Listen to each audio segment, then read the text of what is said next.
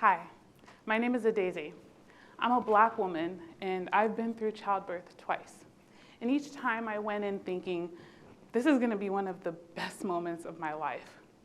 But somewhere along the line, it turned into a fight for my life. Now, thankfully, I didn't end up a statistic, but for so many other women who look like me, that was not the case. For the past 4 decades, the United States has had the highest maternal mortality rate of any developed country in the world. And Black and African American women in the US are almost 4 times more likely to die from childbirth-related causes like cardiovascular disorders and excessive bleeding than white women. But what plays a role in worsening health outcomes for perinatal or pregnant and postpartum Black and African American women?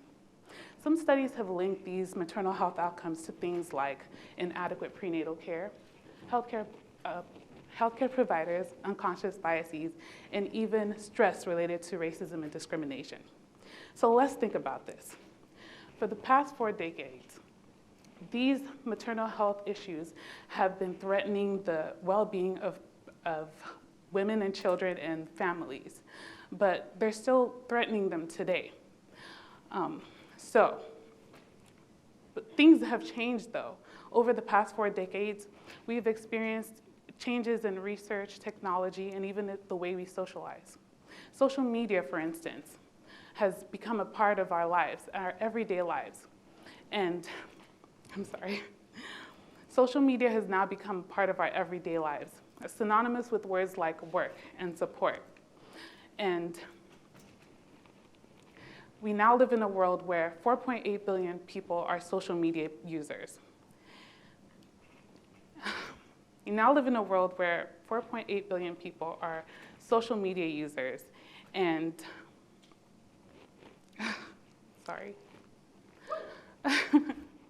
we now live in a world where 4.8 billion people are social media users, and research indicates that social media is a really popular way to receive health-related information. People are now running to influencers for health-related advice about things that they're going through with their health.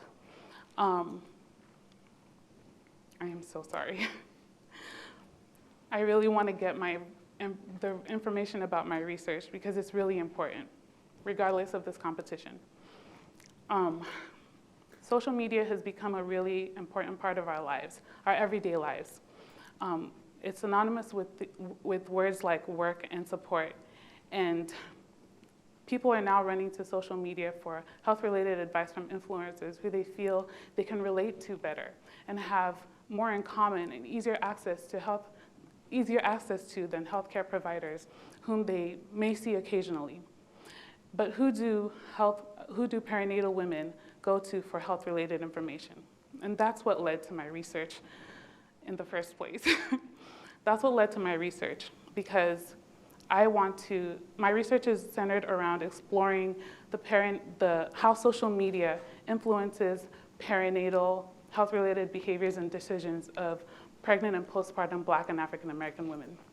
Now, the research that exists already on this topic shows that social media influence, as well as its contents, has a really major influence on how perinatal women view themselves and their abilities to take care of their babies, as well as their mental status. But we know that when it comes to issues affecting health, there's no one-size-fits-all. So how does this affect Black and African American women particularly? So this is why my research will use qualitative grounded theory.